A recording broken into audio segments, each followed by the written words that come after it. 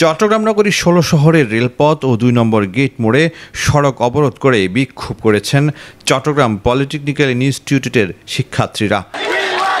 আজ সকাল 11:30টার দিকে সড়ক অবরোধ করেন তারা। পরে চট্টগ্রাম রেল স্টেশন থেকে ছেড়ে আসা 11:40 পর্যটক এক্সপ্রেস ট্রেনটি ১৬ রেলে সেটিও আটকে দেওয়া হয়। এতে ভোগান্তিতে পড়েন যাত্রীরা।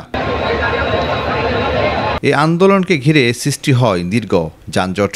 শিক্ষার্থীদের ৬ দফা দাবিতে এই আন্দোলন চলছে বলে জানা যায়। তাদের দাবি, জুনিয়র ইনস্ট্রাক্টর পদে অবিলম্বে ক্রাফট ইনস্ট্রাক্টরদের ৩০% প্রমোশন কোটা বাতিল করতে হবে। জুনিয়র ইনস্ট্রাক্টর টেক পদের শিক্ষাগত যোগ্যতা বাধ্যতামূলক, ডিপ্লোমা প্রকৌশল থাকতে হবে। ক্রাফট ইনস্ট্রাক্টর সহ দেশের কারিগরি সব পদে কারিগরি শিক্ষায় শিক্ষিত জনবল নিয়োগ দিতে হবে।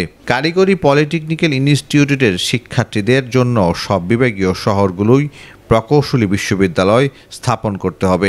কারিগরি শিক্ষা বৃদ্ধির লক্ষ্যে প্রাথমিক বিদ্যালয়ের শিক্ষক পদে ডিপ্লোমা প্রকৌশলীদের চাকরির আবেদন সুযোগ বাস্তবায়ন করতে হবে।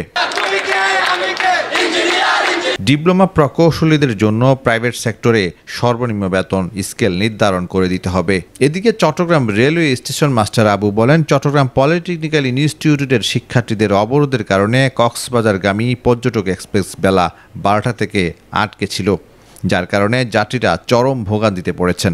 আমাদের ঊর্ধ্বতন কর্মকর্তারা অনুরোধ করেছেন, এরপর তারা ট্রেন ছাড়তে দেয়নি। দুপুর ২টার পর ট্রেন ও যানবাহন চলাচল শুরু হয়েছে। নিউজ ডেস্ক, প্রতিদিনের কাগজ, চট্টগ্রাম।